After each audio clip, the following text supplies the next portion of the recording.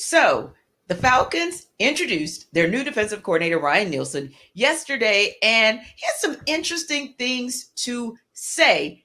But Jarvis and I aren't going to be the only ones that give reaction to it. Why would we when we can get reactions from Dr. Rush himself? So we have the man, the myth, the legend, and a guy that was definitely disruptive during his days with the Atlanta Falcons, Mr. Chuck Smith. What's happening today? I'm doing good. How are you, Tenitra? How are you, Jarvis?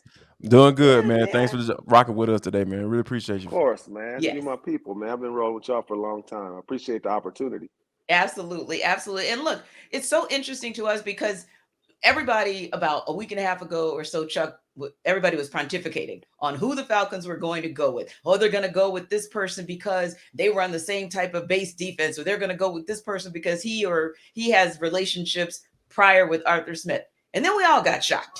And Ryan Nielsen was the guy that they chose. But then we had a conversation with one of our colleagues out of New Orleans. He made some good points about guys that Nielsen has coached up. Cam Jordan, David Onyemata, and then back in their earlier days, Cam Chancellor, Earl Thomas. So first question for you is, do you feel like he can maybe get that next level of production from some of the guys at some of these critical positions for the Falcons? Some of the young bucks like a Taquan Graham and Arnold Ebiketie, Jalen Hawkins, Richie Grant. What are your thoughts on what Nielsen can do?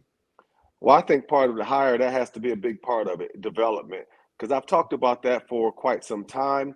And what you see is a lack of development when it comes to the guys in the front seven. Things like playing with your pads down, being able to strike with your palms, having developing strength in your hands, and playing basic blocks, reach blocks on the run, double teams, and even talked about the pass rush. Because as much as Tanisha, we talk about the head coach, it's going to come down to a coordinator that empowers and has a defensive line coach that teaches that, because that's where that's going to come from. So I like a lot of what he said about I think he said somewhere sort of where the culture, somebody asked him, about the culture. He said, we're starting from scratch, basically, we're starting new. And to me, that's the big part. It's the development. And you think about Trey Hendrickson, who was there. You talked about Onyemata, some of those guys. It's just vital he comes in. The culture has to start with the development. But with development, you got to have coaches that are current, that understands the climate, especially with pass rush. The moves have evolved. So the coaches have to evolve. And I hope the coach brings that kind of culture, and it starts with development first. I think I think you make a great point, Chuck. When you think about I know a lot of people have been real big on the formations, right? 4-3 versus 3-4, and I think that, and I'm kind of with Coach Smith and Nielsen on the fact that it really doesn't matter, being that you're in nickel about 60% of the time anyway. But I do think that when you think about like Tenitra mentioned Arnold Ebiketie, right? I think he was a guy that they looked at as a 3-4 outside linebacker, right?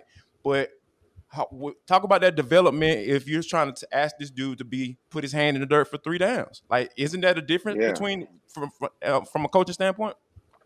Well, I think when you look at Arnold and you look at most of the guys that are playing outside backer, at some point put their hand in the dirt. Right. And a lot of the guys that are standing up were former defensive linemen at some point. A lot of them.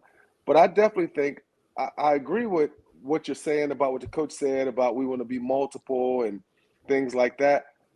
But on third downs, you have to develop a four-man pass rush. You don't have, and when I say this, Jarvis, and I'm not talking about a four-man pass rush with an outside linebacker that's truly not a true pass rush expert or specialist. You know what I'm saying? Yeah. So I don't think Arnold's going to have an issue with putting his hand down. He might stand up, like Cam Jordan. Cam Jordan is a defensive end that at one time played defensive tackle.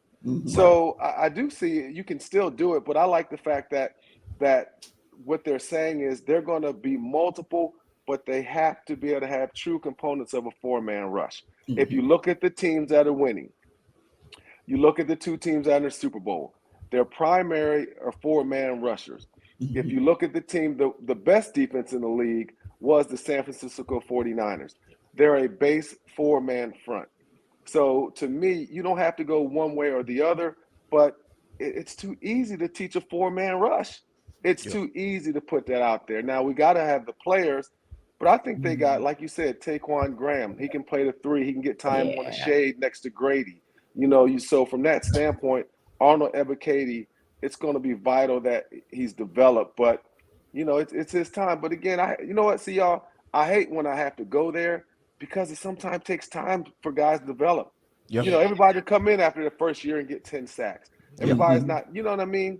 So I think even if Arnold came out this year and was average, there's still a development phase for him. So we all put pressure on him because we know we need that. But there's such a development phase. But I think believing in him, but also him taking control of his own career and improving on some of the techniques that he didn't have last year. Yeah, and I'm here. There are some things that you said that I wanted to kind of pit stop at as well. So I'm going to kind of reset what I was going to ask. One of the things and also that I thought about with you, we hear this all the time, and this is something that Jarvis and I have said on this show as well. Number one, the Falcons need a dog. They got about one, maybe two good dogs on the defense. Yeah. They need that guy. And honestly, Chuck, not since your days, and maybe here and there, I can think of some other guys sprinkled in. Have we really seen those dogs that get after it? Like you said, you think about the Eagles, and you think about the fact that from a passing perspective, you're not going to mess with them. But then on Chiefs, on the same token with them, you're not going to get a lot in the run game against them. I don't think anybody has feared the Falcons defense in a month of Sundays. And Grady Jarrett needs help. My phrase has always been, send 97 help. So when you think about those guys, and we are approaching free agency as well as that draft that's creeping up so closely, and I know you have been evaluating players, you've been watching players at those respective bowls, or as I like to call them, the all-star games of college football. Who do you think is that guy or guys that you've seen that will finally give the Falcons what they need and give Grady some help?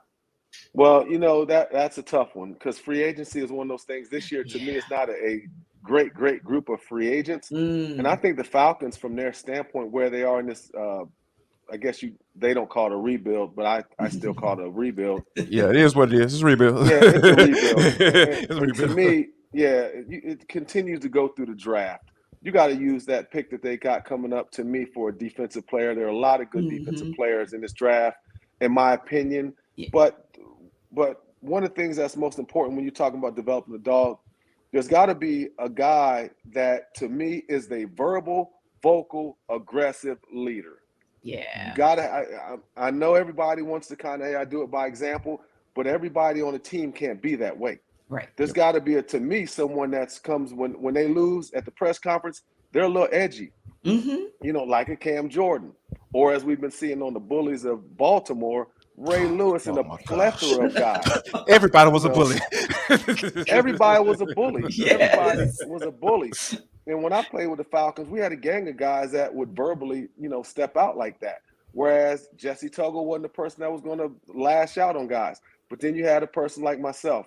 Then you had people on that, on like Ray Buchanan. You had people like a Jamal Anderson. Yeah.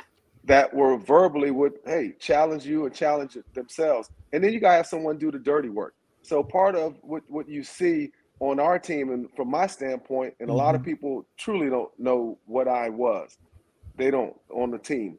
But you got to have someone that's willing to absolutely mix it up with the other team, do the things, sometimes you take a shot here or there, but also have an enforcer type. And we don't have that right now. And I just think that you got to draft that. You can't just make that. Yeah. But also, I think it starts with, again, the culture of the defense. You got a defensive coach that say, hey, man, we bout it. Let's go take your shots. Try to keep it clean. But if you're close, take your shot. But to me, the Falcons are going through the draft. And I think that's where it's going to have to be. I don't see a free agent out there that you're going to bring in here.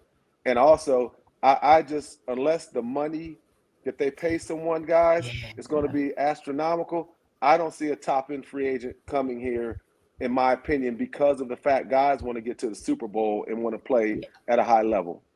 Yeah. And I have to co-sign on all of those things that you said, because we've been saying the same thing. We got a hashtag on this show, like all defense matters in the draft. Draft defense. That's all we say every day without fail. Chuck, that's number one. And number two, you are absolutely right in that. Yes, the Falcons do have the number two, essentially in the league, amount of cap space to work with, but you still have to be smart about how you use that cap space. And to your point, to get yourself a pass rusher, edge rusher, the draft might be your better way to go. Yes, I agree with you on that. And Chuck, I'll co-sign on that as well, because when you think about like going into games every weekend and week out with these team, it's like soon as that opposing team punch them in the mouth, they never seem to have an answer, and he's like, okay, this is how it's gonna go for the rest of the day, and it can't be like that on every Sunday, especially when you're talking about establishing some type of culture. So hopefully Ryan Nielsen can be that guy. Chuck, I got one more for you, man. Okay. Now, everybody, I know a lot of people have been clamoring for you to kind of get with a specific team to be a defensive line coach and get into that world in the NFL because you're so good at what you do. My question to you is, what made you go into the clientele building of working with guys, from whether it be guys going into the NFL, guys going into, and now going from high school and going to that college level? Well, it started for me in around 1999 when I was a Falcon. In the off seasons, I would train because I was from this area. I'm from Athens, so I know people in Commerce. I know people in College Park. I knew, I knew people in Douglasville. I had friends, you know what I mean. So I had a lot of people that I would always, in the off seasons, I would work on pass rush, and I would train young guys and even college kids. So one time I was watching Inside the NFL. It was around 2000. I was watching Inside the NFL. I think it was Bryant Gumbel. Yeah, and it was on like HBO. I think it was like HBO. So, and I remember seeing there was because I was already doing it, and I was in Carolina. My career was coming to an end now. So I'm sitting on the couch. I'm on injured reserve. I had just had a knee surgery. So me and my wife are watching, and then I hear on there Bryant Gumbel says, "There's a new trend happening. There's a quarterback coach that's kind of changing the game a little bit. His name is Steve Clarkston, and NFL players are flocking to him, quarterbacks, to work on his skills." So I was like, me and my wife was there, and the first thing she said was like, "Babe, you already doing that. You've been doing that." And then right then I said to her, it's always the wife, Chuck. It's always the wife. Man. Yes. Good idea, and shout out to you for listening, Chuck. And at that time, for my whole life, I've always kind of been a pass rush aficionado. Even when I was in the 7th, 8th grade, it wasn't normal back then to be talking about LT and Reggie, because at the time they were big names, but the NFL didn't focus a lot on pass rushers.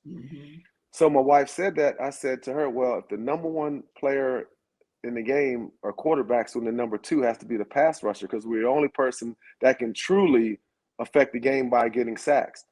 So I subsequently get released by Carolina. I retire, and I come back and I go full blast.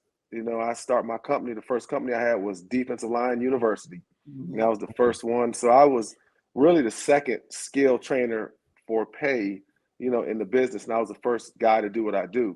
And now it's pretty cool to see you got linebacker, you D-line, you got, you got Willie DB drill. Willie work with the You got Willie, you got Yep. Willie, you got, the route king, you got pass rush sensei, you know what I mean? You got trench war, so then I went into business and I just started training and developing a system that has brought me now here to 2023, a system that I use, vision, get off hands and hips, my 4 vital keys to developing a pass rusher. And that's how Jarvis has started. And it was something that I was always passionate about. And I wanted to one day make it a career, but I also wanted the craft to be grow where it could become a career and pay, carry, people can have a living and make a living off of it. And now, it's a big time business, and, people, lots of trainers are out there having a lot of success.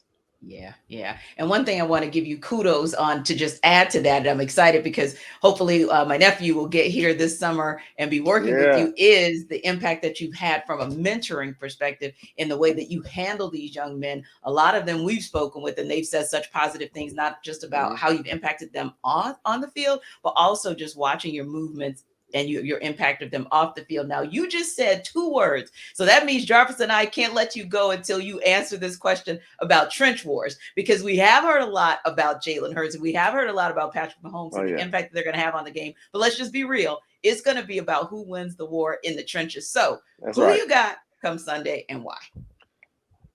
I like the Kansas City Chiefs. I think Kansas City, I think they're hot right now, but I think the Eagles have the better D-line. Yes. But I just feel like Patrick Mahomes is the great equalizer. I think him and Travis Kelce are phenomenal.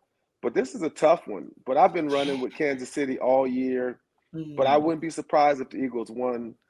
But I really believe Chris Jones and Frank Clark and that defense and Patrick Mahomes are going to get it done. But Yeah. it's going to be a close game. It really is. Yeah. Saw a graphic today that was crazy, Chuck. 16-3 both teams, 546 points Crazy. both teams. I mean, literally, Pro Bowler 6, both teams. This has been arguably one of the most evenly matched ones. So appreciate your time. Appreciate you giving us that little inside detail. And listen, anytime you want to hear some of this kind of commentary, of course, you got to stop by ATL Day Ones because we bring you guys like Chuck Smith, but you can also stop by ATL Day Ones and then Locked On Sports Today, because they're going to give you their instant reaction. They're going to give you every day. They might change the line on who they believe it is. Chiefs are going to win one day. Eagles are going to win the next. So don't forget, you got to always stop here and check us out on YouTube or wherever you download your podcast. But you know where to go after that. It is Locked On Sports Today.